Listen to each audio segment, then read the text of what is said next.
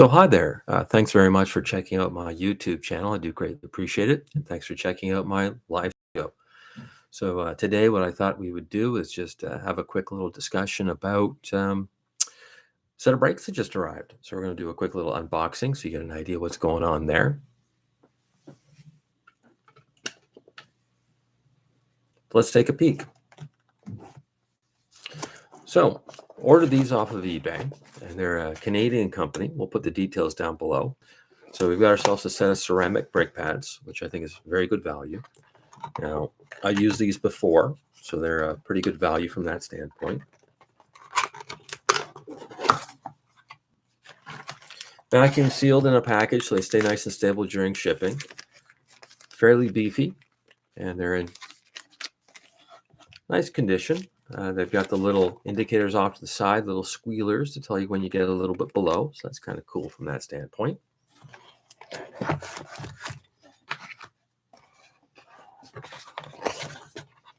So pretty nice there. Unique on this one is that it does have the smell of foreign shipping. It's got that little fresh fish smell, kind of like it's been on the back of a boat for 2 or 3 months. So clearly it's a fresh arrival into Canada. And I was pretty amazed on this one. So I ordered this about a day or two ago, and they said they'd be here on November 2nd or 3rd. So I was expecting a Saturday or a Sunday. So it's come 2 or 3 days earlier. So this is my project for Friday morning. We'll go out in the car and get that done, subject to weather, because we do work outside. So again, we can only take advantage of the time that's available to us out there during, I would describe as a reasonably clear days. Now, this is the component that I was really looking for. So this guy is massive. So nice, heavy, top quality rotor. But if you notice how bright this is, it is almost luminescent white. So this is an anti-corrosion that they put on the rotor. Now, these are usually something you'd see on a higher end car, because they usually only pitch them to higher end cars. When you're going into the service department, or you're looking at parts place, you're normally looking at, let me just get you over there a little bit. There we go. You're normally looking at a pretty big jump price point wise to go to a ceramic coated rotor. Main reason being is that there's a markup on it, and there's a pretty good justification. This rotor and the set of pads that I received cost me about $150, including shipping. So that represents really, really good value when it comes to brake components. Now, I haven't had a chance to pull them apart and measure them, but they're clearly beefy, and they're clearly on the same size or level as the OEM ones. So sometimes when you go to an aftermarket or you go to a cheaper product, you'll find that the rotor itself, dimension-wise, is a little narrower. They use less metal. Okay, so in other words, it still passes as a safety, but it might be what you'd consider to be 10 or 20% less as far as that's concerned, as far as wearability is concerned. This one, clearly not the issue. It's got lots of beef to it. The other one is that we look down in the center part. Take a look here. Sometimes what will happen when you get something ceramic coated on a cheaper package, they won't do the area that installs to the hub. What they'll do is they'll just leave that kind of as a bare metal. And because it's done when the metal is clean, it has a silver or luminescent look to it, so you don't notice it. This one's been basically coated completely, which is spectacular. So that's one of those things on a rotor you're looking for. The reason being is now you don't have to worry about this essentially rust welding itself to the hub. So again, nice quality brake rotor. Is it cross drilled? No. Is it performance rated? No. It's a daily driver, right? So we're not taking it on a track. We're not going to go out speed racing downtown. We're not looking to have the brakes heat up to an exponential amount. We're just doing day-to-day stuff in a 1.4 liter Chevy Cruze. So again, perfectly suitable for that application. So this is exciting. So I'm looking forward to that. That's going to take care of that weird noise. I know we were out driving in the Cruze before, and I pointed out that you could hear this shh, shh, shh, shh, shh. And that's the fact that the current rotors that are on there have warped over time. So I think what happened is I think the car may have sat for a period, then got reused. I think that's a lot of things you'll see during, I guess, our massive downtime there, where a car has sit for 6 months, gone back out, and it looked like someone had thrown some pads on it and kind of got it rolling as far as that's concerned.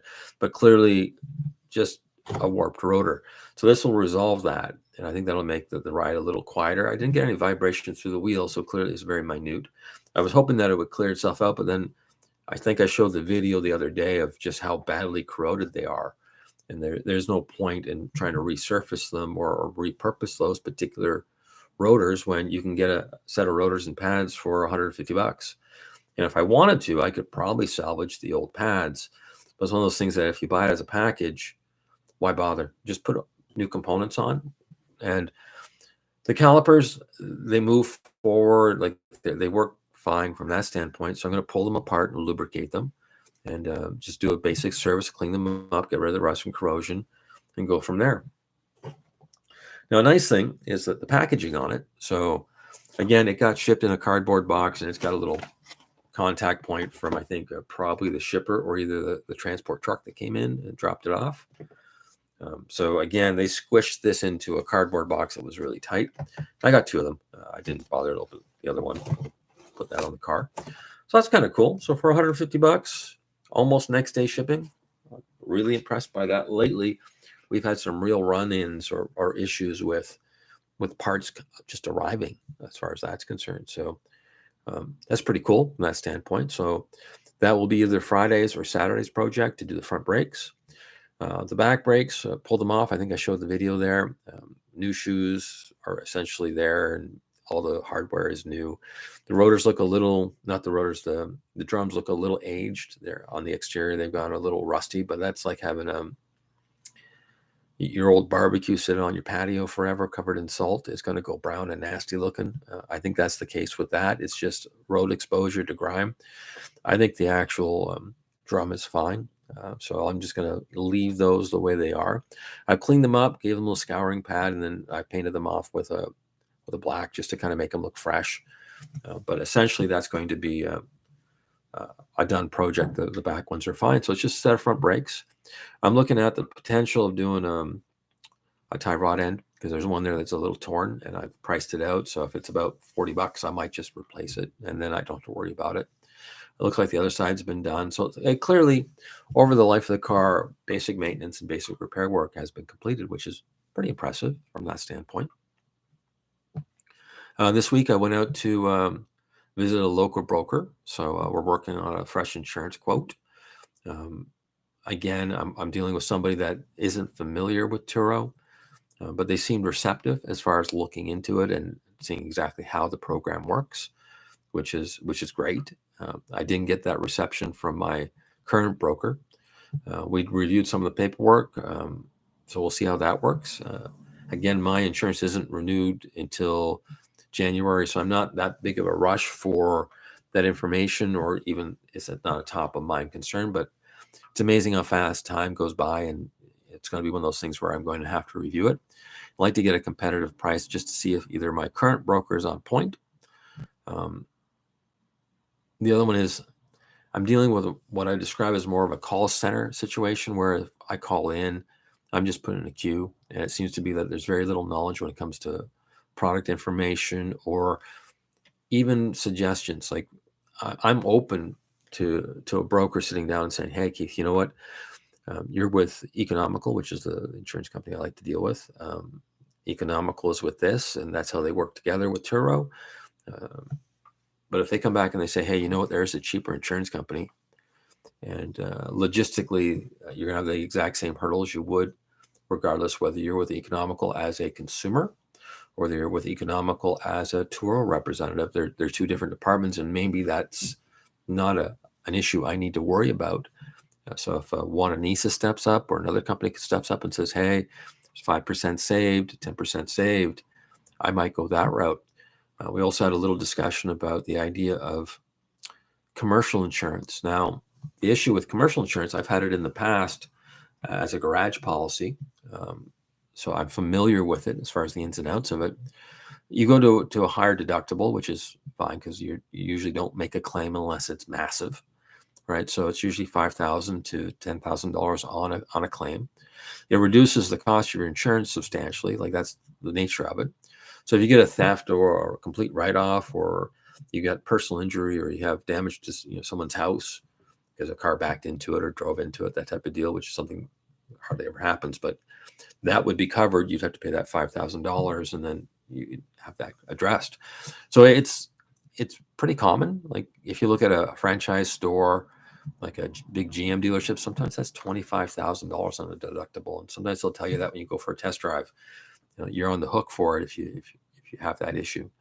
So again, that's something I might think about. And at this point, I've got the Cruze coming online, which will be as soon as I do up the brakes. And again, I've got a couple little cosmetic things I need to take care of. I've got an intake that's coming in that's meant to be here for the weekend. So if I get the brakes done and the intake done, and then Monday the car is rolling, I'm going to send that off to the garage and make sure it gets a safety done on it. Then it'll be ready for Turo, and I'll do some of the cosmetic pieces kind of as it progresses. I still need to get the interior detailed, but that's all pretty minor stuff. And we'll go from there.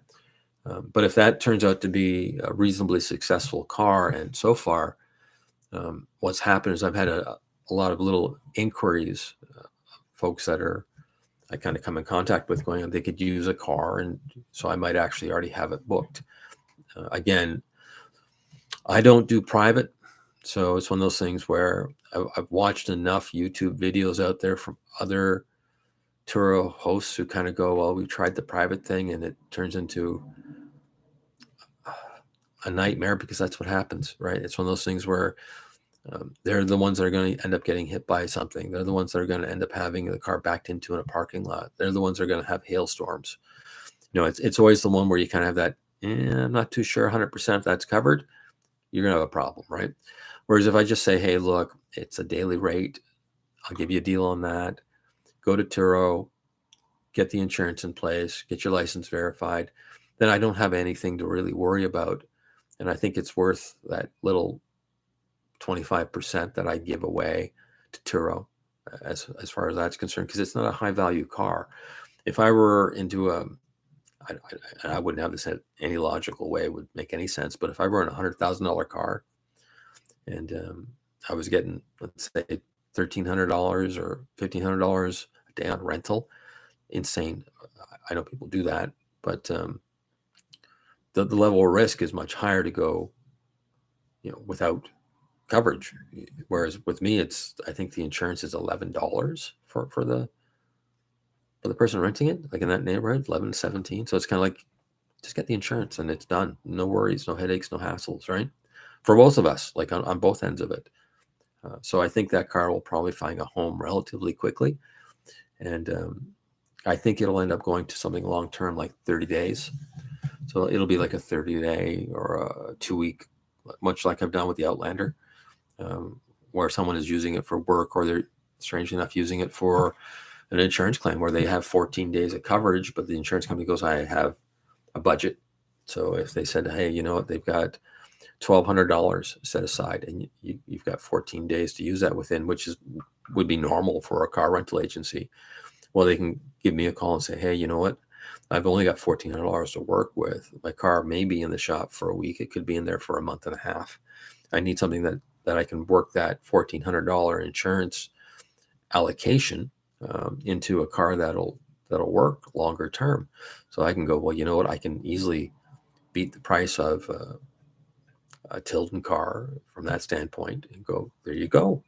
Now you've got yourself a $35 a day or a $25 a day car, depending on how long you've booked it and discounts applied. So that's what I'm thinking as far as that car is concerned. It'll probably find a home relatively quickly.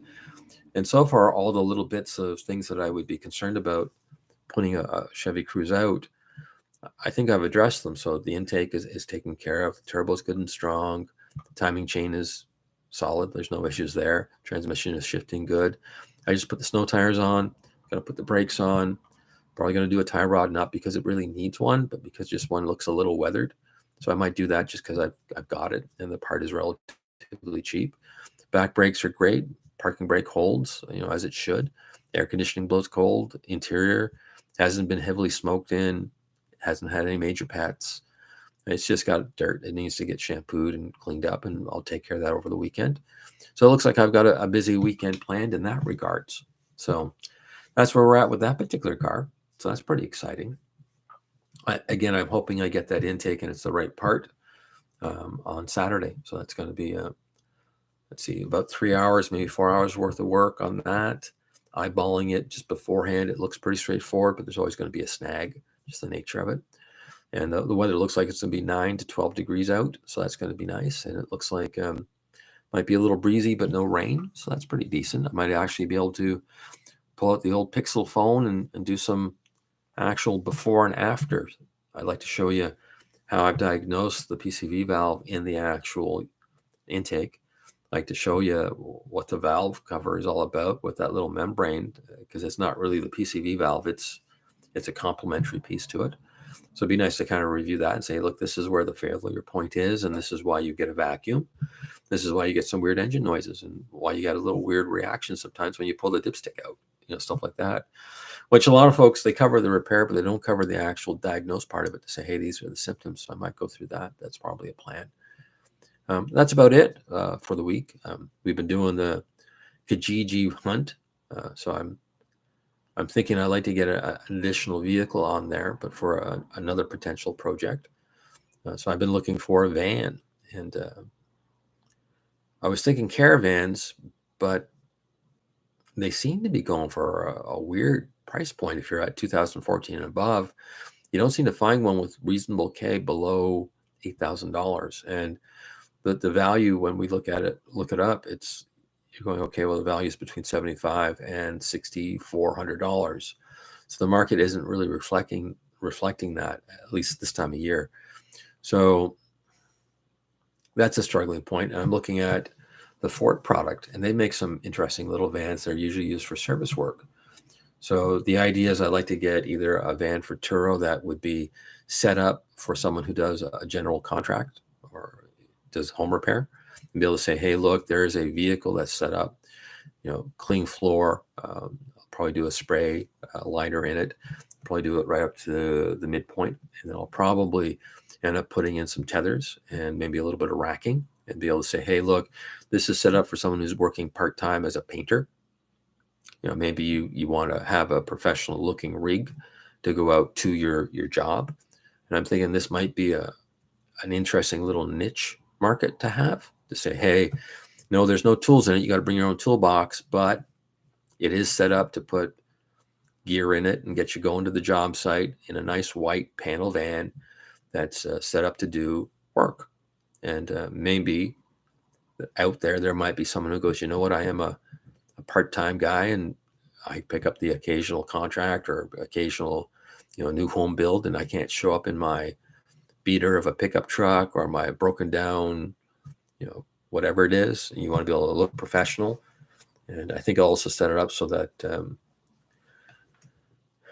it'll have a magnetic backing behind one of the doors, so you can actually put your signage up. So it'd be one of those things where you could actually say, okay, well, not only can you rent the vehicle, much like when you look at when someone rents an airplane, which I'm not saying it's like high end like that, but if you're out there looking at your G series and you're renting a small jet to get you to a lease game or something, like, you can say, hey, you know what, I'd really like to have my initials on it.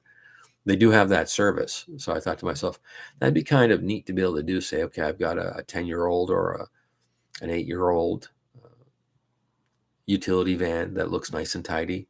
And yes, there's clip points where you can actually put your service sign. Maybe I can actually 3D print something, or maybe I can provide something in the way of a graphic at a very reasonable price. That would just be like a black piece that you could just peel on, peel off. So you could say, hey, look, you show up on the job site, you're going to look like the man because, or lady, if you're a lady that's doing the trades, that's great. But you can pull up and go, you know what, I've got my company logo on there, and I've got my little name on it, and I've got a 1-month job, or maybe you're working seasonal. And you say, okay, we only do this for 3 months out of the year. Maybe that'll be a nice little project. So that's one of those things I've been kind of kicking around as a potential Turo fleet car to kind of go, okay, well, maybe that would work. Again, I'm also checking on insurance to see if that's going to cause me any issues through Turo, to say, hey, look, here's a utility vehicle that's being used. It's not tooled up, but it is set up to go ahead and do painting and renovations and general stuff. So again, I think that's one of the things on the hit list. And I think this is the time of year to go out and look for that type of product, because you see a lot of the trades kind of slow down a little bit. At least a lot of the mom and pop stuff for little ones. And they tend to upgrade this time of year because of the wonderful rebates and programs that are on new vehicles. So you tend to see that rotation out there. When a lot of times when you go in today, you're going to pull up, you're going to go, okay, I'd like to get that for my car. And the dealers are so cautious because they're worried about the market dipping in January. And rightly so. I think there is a market correction coming that they'll offer based on a correction price. And a person will go, oh, I don't know if I want to take $3,000 for a working truck or a working van that's functional and no major issues. So they'll try and sell them privately and maybe get a little more money. And if it's a complete basket case and about to blow up, they'll probably take the $3,000 and it'll end up at a dealership lot, right? So it's one of those ways of, if you're out shopping for a vehicle, to kind of filter it out a little. Okay, well, there's a reason why you want more money, because you feel it's got better value, and maybe that person has put something into it. Like maybe they've done the transmission a year ago, or maybe they've done heads, or maybe they've done major brakes all the way around, or they've replaced the tires in the last 6 months. And they go, well, they offered me $3,000, but I spent $1,200 on this. It would be nice to recoup some of that service cost. So that's usually the way I look at it. So that's hunting Kijiji, and I hate to say it, but probably have to go on to Facebook too, which I'm not really terribly fond of. Kijiji I'm usually okay with because it's local and usually it's a legitimate seller as far as that's concerned, whereas Facebook tends to be some really sketchy stuff. So it's just one of those things up here that seems to be, I think, just the nature of it, the way the market is. So that's the plan there. So I've got my brakes in. We're going to do those up on the weekend. Hopefully we get everything rolling. I got my paint in as well, so I might pull those mirror caps off and give them a little spray, make them look appropriate, because the one is the wrong red color code, so it looks a little odd. So it'll balance it out a little bit. Fender, again, it's been plastic welded together and it's nice and solid, and it just needs a little blast or just a little coating to fill in some of the scratches and just to tidy it up a little bit. So I've got the fill, so that's good. There's nothing from that standpoint. And then just do the paint, and that's probably going to take an afternoon, but I need a little warmer environment than what we've got right now. So I need something above 10 degrees to be able to do that properly. So it might be this weekend because we're going to hit that 12 mark, but we're getting close to winter, so I might just do a quick little dab and touch up and then just send the car out on Turo and then kind of do the bumper kind of as it's available, because I don't think it's going to affect the renting of the car, because I think if I touch it up just physically with a brush and I do the mirrors, it'll probably be fine. Like most people will look and kind of go, it's a car. It doesn't make a big difference. But the blow one on the bumper I can get done. It's just a matter of timing. So that's what I've been up to. So hopefully that helps you out with the updates. Again, I'm going to get around. We're on the 31st now. We're going to talk about what I've made over the last 30 days. So the Outlander went out for about a week and a half, 2 weeks. So that represents, I think this month we're just touching over $1,000, $1,100 of billable. So that's what Turo has billed out. Out of that, I'm keeping about, I think 700 or 600 and change of it. So slow month. So it's only half the month is booked out. But again, it wasn't a long-term rental. It was one of those things where I did give a discount. So it could have been more money, but I wanted to lock that in for a little bit. And the client was new to Turo. So it was one of those things to try and pull them in and give them a little enticement to say, hey, you can get something local. And it was a foreign driver as well. So there's some other hurdles to go through with that. So there's a price sensitivity attached to it. So it wasn't the home run. Until I think if it didn't have the discounts, I think I'd be closer to that 900 mark as far as what would be in my pocket. So to give up a little bit to kind of say I'm new on the platform, I'm going to give you a bit of a special, to kind of gets you in the car for a little bit. I probably could have picked up 2 weekends and a couple days during the week, but then I would have had 4 different clients and a struggling point as far as, time wise. And I just thought that worked out really well. Get her done. So no complaints there as far as that money coming in. So about the $700 mark. Had the beginning of the month, we had 1 weekend out as well. So that was, I think, $170. So again, we're probably touching close to $800 for the total. So that's not bad at all. And then we had a little bit of money from the following month as well. And then we had the 2 weeks that we started out with. So this month we're about $800 on a 2014 Outlander. So what does that break down to as far as what would be in my pocket? So now I've got insurance to pay on that again, because it is what it is. So we're going to take a couple $100 out for that. So now we're at $590, $580, right? Somewhere in that range. Then we take out a little bit of maintenance. So we're going to say $50. We haven't spent $50 on it, but we'll call it $50. So now we're down to $550. And then we've got a carrying charge. Now I did pay for the vehicle out of pocket, but I'd like to get that money back. I can't just give that out for free. So that $500 is going to go to buy down the debt on that vehicle. So it owes me $11,500 with tires and safety and taxes, right? So now we're down to 11,000 and change. Well, we're probably under 11,000. We're probably 10.8, somewhere around that range.